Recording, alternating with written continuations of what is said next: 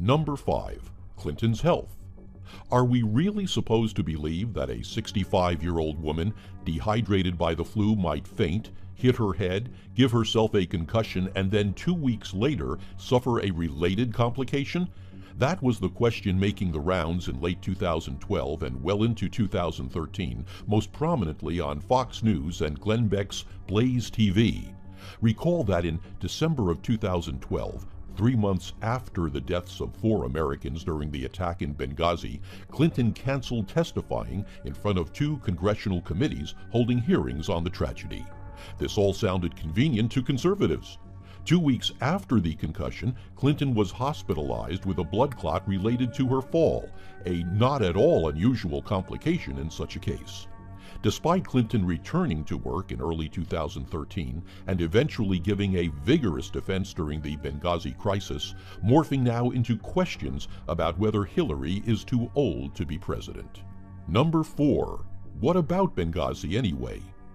So many conspiracy theories surround the September 2012 attacks that it could easily wind up being the whitewater of a Hillary Clinton presidency.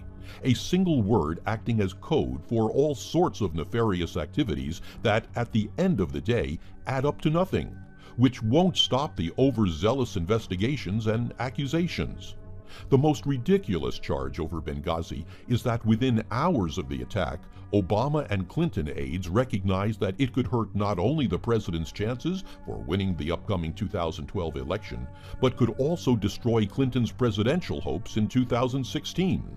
Thus, the aides started immediately spinning the attack as being a spontaneous protest against a YouTube video that went out of control and resulted in the burning of the consulate and the deaths of 4 Americans. After 9 congressional investigations, one would think that there would be some evidence of this conspiracy. That there is none will not stop anyone on the right from leveling the charge. Number 3. Hillary and Huma, a Muslim love story? Did you think Hillary and Huma not tossing their change in the Chipotle tip jar was the worst behavior these two ever loosed upon the Republic?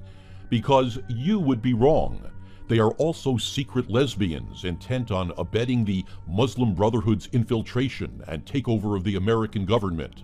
It's on the internet, so it must be true. The lesbian rumors have dogged Hillary at least since alleged Bill Clinton paramour Jennifer Flowers talked about them in the pages of august journalistic publication Penthouse back in the early 90s. It is also rumored that Clinton will publish an explosive tell-all book before the election in which she reveals that she is really a lesbian and the stories of the affair are true. Number 2. Baby fever. Hillary Clinton has a lovely daughter named Chelsea, who at the age of 30 married her longtime boyfriend. In early 2014, at the age of 34, she and her husband announced they were starting a family, as young people are wont to do. You know what this means. Hillary ordered Chelsea to make her a grandmother in order to soften up the candidate's image before the 2016 campaign. Yep, people were seriously asking. Depending on your point of view, it's either completely sexist or completely absurd. But these are the Clintons. Certain people will assume that everything they do is calculated with their political ambitions in mind. Number 1. Speaking of young women in the Clintons' orbit. We all know the name Monica Lewinsky is going to pop up at some point in the months ahead. The one-time White House intern whose affair with Bill Clinton led to his impeachment has mostly lived a quiet life out of the spotlight since the utter absurdity that was the year 1998. But the word Monica is a talisman of sorts to conservatives, one they can spit out like Tourette patients every time the phrase war on women slips into the political dialogue. In May of 2014, Lewinsky published an essay in Vanity Fair about the affair and its aftermath, which left her life an unemployable punchline, her life a total shambles. Why come out of the shadows?